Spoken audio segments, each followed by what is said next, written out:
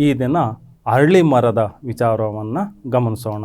ಅರಳಿ ಮರ ನಿಜಕ್ಕೂ ಕೂಡ ಪುರಾಣಗಳಿಂದಲೂ ಕೂಡ ಬಹಳ ಒಂದು ಮಹತ್ವವನ್ನು ಪಡೆದಿರ್ತಕ್ಕಂಥ ಒಂದು ಮರವಾಗಿದೆ. ಅರಳಿ ಮರ ಇಲ್ಲದಂತಹ ಯಾವುದೇ ಹಳ್ಳಿಯನ್ನು ನಾವು ಊಹಿಸ್ಕೊಳ್ಳುವುದು ಅಸಾಧ್ಯವಾಗುತ್ತೆ. ಯಾಕಂತಂದರೆ ಯಾವುದೇ ಹಳ್ಳಿಯಲ್ಲಿ ನಾವು ಹೆಜ್ಜೆ ಇಟ್ಟ ಕೂಡಲೇ ನಮಗೆ ಎದುರಿಗೆ ಕಾಣಬರುವಂಥದ್ದು ಜಗಲಿಕಟ್ಟೆ. ಜಗಲಿಕಟ್ಟೆ ಮೇಲೆ ಅರಳಿ ಮರ ಇದ್ದೇ ಇರುತ್ತೆ. ಇಂತಹ ಒಂದು ಅರಳಿ ಮರ ಸುಮಾರು ಒಂದು 50 ಅಡಿಗೂ ಕೂಡ ಎತ್ತರಕ್ಕೆ ಬೆಳೆಯತಕ್ಕಂಥ ಒಂದು ಬೃಹದಾಕಾರವಾದಂತಹ ಮರೆಯಾಗಿದ್ದು, ಇದರ ತೊಗಟೆ ಬೂದು ಬಣ್ಣದಿಂದ ಕೂಡಿರುತ್ತೆ ಮತ್ತು ವರ್ಷಕ್ಕೊಂದು ಸಾರಿ ಈ ತೊಗಟೆ ಉದುರುವಂತಹದ್ದು ಕಾಣುತ್ತೇವೆ. ಮತ್ತು ಇದರ ಎಲೆಗಳು ಕೂಡ ಪ್ರತಿ ವಸಂತಕ್ಕೂ ಉದುರಿ ಹಣ್ಣು ಮತ್ತು ಹೊಸ ಎಲೆಗಳು ಬರೋದನ್ನು ಕಾಣುತ್ತೇವೆ. ಇದರ ವಿವರ ಏನಿದೆ ಮತ್ತು ಇದರ ಅನುಕೂಲತೆಗಳು ಏನು, ಯಾವ್ಯಾವ ಕಾಯಿಲೆಗಳಿಗೆ ಇದನ್ನು ಬಳಸಲಾಗುತ್ತೆ ಅನ್ನುವ ಒಂದು ವಿಚಾರವನ್ನು ತಮ್ಮೊಂದಿಗೀಗ ಹಂಚಿಕೊಳ್ಳಲಿದ್ದೇನೆ. ಕನ್ನಡದಲ್ಲಿ ಅರಳಿ ಮರ ಅಂತಂದು ಇದನ್ನು ಕರೆಯುತ್ತೇವೆ. ಸಂಸ್ಕೃತದಲ್ಲಿ ಅಶ್ವತ್ಥ ವೃಕ್ಷ ಅಂತಂದು ಇದನ್ನು ಕರಿತೀವಿ ಮತ್ತು ತೆಲುಗಲ್ಲಿ ರಾವಿ ಚೆಟ್ಟು ಅಂತಂದು ಕರಿತೀವಿ. ಇದರ ವೈಜ್ಞಾನಿಕ ಹೆಸರು ಫಿಕಸ್ ರಿಲಿಜಿಯೋಸಾ ಅನ್ನೋದು ಇದರ ವೈಜ್ಞಾನಿಕವಾದಂತಹ ಹೆಸರು. ಬಳಕೆ: ಈ ಅರಳಿ ಮರದ ಉತ್ಪನ್ನಗಳಿಂದ ಯಾವ ಯಾವ ಕಾಯಿಲೆಗಳಿಗೆ ನಾವು ಇದನ್ನು ಬಳಸಬಹುದು ಅನ್ನೋದನ್ನು ತಮ್ಮ ಮುಂದೆ ತರ್ತಿದ್ದೀನಿ. ಅಧಿಕ ರಕ್ತದೊತ್ತಡ ಮತ್ತು ಉರಿ, ಒಸಡಿನ ದುರ್ವಾಸನೆ, ಹಲ್ಲು ಸಮಸ್ಯೆ, ಬಿಕ್ಕಳಿಕೆ, ಹೊಟ್ಟೆ ನೋವು, ಜ್ವರ, ಕೀಲುವಾತ ಮತ್ತು ಶರೀರದ ನೋವುಗಳು, ರಕ್ತಹೀನತೆ, ವೀರ್ಯ ವೃದ್ಧಿ, ಮೂತ್ರನಾಳದ ಸೋಂಕು ಮತ್ತು ಮೂತ್ರ ಕಟ್ಟಿದರೆ ಹಾಗೂ ಗರ್ಭ ನಿಲ್ಲಲು ಮತ್ತು ಮಹಿಳಾ ಸಮಸ್ಯೆಗಳಾದಂತಹ ಕೆಂಪು ಮುಟ್ಟು ಅಥವಾ ಬಿಳಿ ಸೆರಗು ಇವುಗಳಿಗೂ ಕೂಡ ಯಶಸ್ವಿಯಾದಂತಹ ಔಷಧವಾಗಿ ಅರಳಿ ಮರ ನಮ್ಮ ಮುಂದೆ ಬರುತ್ತೆ. ಹೇಗೆ ಬಳಸೋದು ಅನ್ನುವ ಒಂದು ಕೆಲ ವಿಚಾರಗಳನ್ನು ತಮ್ಮ ಮುಂದೆ ಹೇಳ್ತಿದ್ದೀನಿ. ಇದರ ತೊಗಟೆ ಕಷಾಯ ಮಾಡಿ ಬಳಸೋದ್ರಿಂದ ಬಿಳಿ ಸೆರಗು ಅಥವಾ ಗರ್ಭ ನಿಲ್ಲಲು ಕೂಡ ಇದು ಅನುಕೂಲವಾಗುತ್ತೆ. ಅದೇ ರೀತಿ ಇದರ ತೊಗಟೆಯನ್ನು ಪುಟ ಇಟ್ಟು ಭಸ್ಮ ಮಾಡಿ, ಭಸ್ಮವನ್ನು ಒಂದು ಅನುಪಾತದ ರೀತಿಯಲ್ಲಿ ಮತ್ತು ವಯಸ್ಸಿನ ಒಂದು ಇತಿಮಿತಿಯೊಂದಿಗೆ ಹಸುವಿನ ತುಪ್ಪದಲ್ಲಿ ತೆಗೆದುಕೊಂಡ್ರೆ ವೀರ್ಯ ವೃದ್ಧಿಯ ಜೊತೆಗೆ ನರೋತ್ತೇಜಕವಾಗಿಯೂ ಕೂಡ ಇದು ಕೆಲಸ ಮಾಡುತ್ತೆ.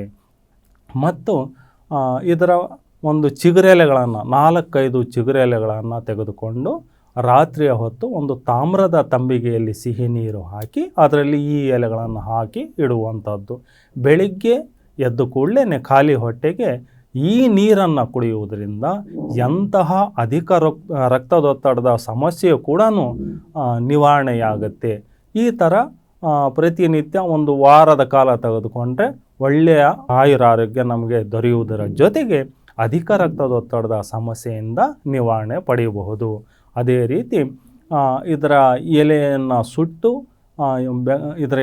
ಸುಟ್ಟು ಇದರ ಜೊತೆಗೆ ಇದರ ತೊಗಟೆಯನ್ನು ಸುಟ್ಟು ಭಸ್ಮ ಮಾಡಿರತಕ್ಕಂತಹ ಒಂದು ಚೂರ್ಣವನ್ನು ನಾವು ಹಲ್ಲು ಉಜ್ಜುವುದಕ್ಕಾಗಿ ಹಳ್ಳಿಗಳಲ್ಲಿ ಬಳಸೋದನ್ನು ಕಾಣುತ್ತೇವೆ. ಹಾಗೆಯೇ ಅಶ್ವಗಂಧ, ಮುಂದಿನ ಮೂಲಿಕೆ ಅಶ್ವಗಂಧ ನೋಡೋದಕ್ಕೆ ನಮಗೆ ಬಿಳಿ ಎಕ್ಕದ ಗಿಡ ಯಾವ ರೀತಿ ಇರುತ್ತೋ ಅದೇ ರೀತಿ ಕಂಡು ಬರ್ತಕ್ಕಂಥ ಒಂದು ಗುಂಪು ಪೊದೆ ಸಸ್ಯ.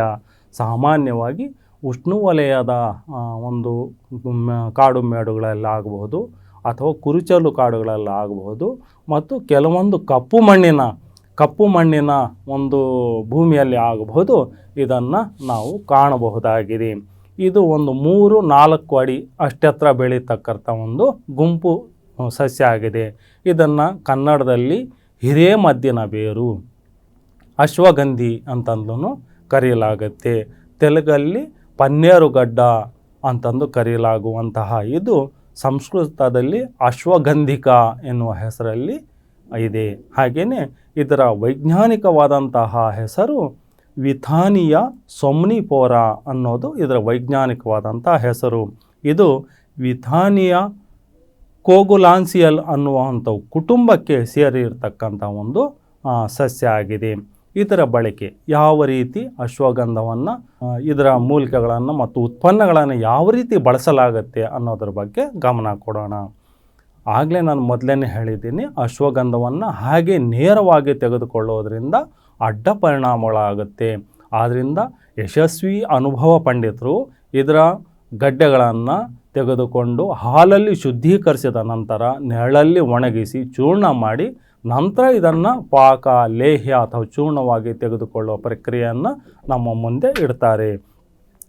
ಯಾವ ಕಾಯಿಲೆಗಳಿಗೆಲ್ಲ ಇದನ್ನು ಬಳಸಲಾಗುತ್ತೆ ಅಂತಂದರೆ, ಅಶ್ವಗಂಧವು ವೀರ್ಯವೃದ್ಧಿ, ನಿರುತ್ಸಾಹ, ನಪುಂಸಕತ್ವ ನಿವಾರಣೆ, ನರೋತ್ತೇಜಕವಾಗಿ, ನರ ದೌರ್ಬಲ್ಯಗಳಿಗೆ, ಹೃದ್ರೋಗ, ಸ್ಥೂಲತೆಗೆ, ರಕ್ತಹೀನತೆಗೆ, ತುರಿಕೆ, ದಮ್ಮು, ಅಸ್ತಮ, ಎಲುಬು ಕ್ಷಯ, ಸ್ತ್ರೀ ಎದೆಹಾಲು ಹೆಚ್ಚಿಸಲು, ಮಾಂಸಖಂಡಗಳ ಅಶಕ್ತಿಗೆ, ಅರ್ಧಾಂಗವಾಯು ಮತ್ತು ತಲೆ ತಿರುಗುವಿಕೆ ಹಾಗೂ ಸೊಂಟದ ನೋವುಗಳಿಗೆ, ಹೀಗೆ ಅನೇಕ ಕಾಯಿಲೆಗಳಿಗೆ ಅಶ್ವಗಂಧವನ್ನು ತೆಗೆದುಕೊಳ್ಳುವುದನ್ನು ನಾವು ಗಮನಿಸುತ್ತೇವೆ.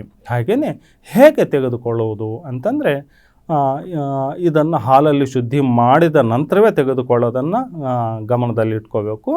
5 ಗ್ರಾಂ ಶತಾವರಿಯ ಜೊತೆ 21 ದಿನ ರಾತ್ರಿ ಹೊತ್ತು 5 ಗ್ರಾಮ್ ಅಶ್ವಗಂಧದ ಚೂರ್ಣವನ್ನು ಜೊತೆ ಮಾಡಿ ಹಾಲಲ್ಲಿ ತೆಗೆದುಕೊಳ್ಳೋದ್ರಿಂದ ಎಂತಹ ನಪುಂಸಕತ್ವ ಕೂಡ ಇದರಿಂದ ಪರಿಹಾರ ಆಗುತ್ತೆ. ಹಾಗೆಯೇ 10 ಗ್ರಾಂ ಅಶ್ವಗಂಧದ ಲೇಹ್ಯವನ್ನು ರಾತ್ರಿ ಹಾಲಿನ ಜೊತೆ ತೆಗೆದುಕೊಂಡರೆ ವೀರ್ಯವೃದ್ಧಿ ಆಗುತ್ತೆ ಮತ್ತು ಫಲವತ್ತತೆ ಕೂಡ ಇದರಿಂದ ಹೆಚ್ಚಾಗುತ್ತೆ. ಹಾಗೆಯೇ ಬಿಸಿ ನೀರಲ್ಲಿ 2 ತಿಂಗಳು ಬೆಳಿಗ್ಗೆ ಸ್ವಲ್ಪ ಅಶ್ವಗಂಧ ಚೂರ್ಣವನ್ನು ಹಾಕಿ ತೆಗೆದುಕೊಳ್ಳುತ್ತಾ ಹೋದರೆ ಎಂತಹ ಸ್ಥೂಲತೆ ಕೂಡ ನಿವಾರಣೆಯಾಗಿ ಅಧಿಕ ಭಾರ ಮತ್ತು ಅಧಿಕ ಬೊಜ್ಜು ಇದರಿಂದ ನಿವಾರಣೆಯಾಗುತ್ತೆ. ಹಾಗೆಯೇ 4 ಎಲೆ ನೀರಿಗೆ ಹಾಕಿ ಜಜ್ಜಿ 1 ದಿನ ರಾತ್ರಿ ನೆನೆ ಹಾಕಿ 3 ದಿನ 50 ml ತೆಗೆದುಕೊಂಡರೆ ಎಂತಹ ಮುಟ್ಟಿನ ಸಮಸ್ಯೆಗಳು ಕೂಡ ಇದರಿಂದ ವಾಸಿಯಾಗುತ್ತೆ.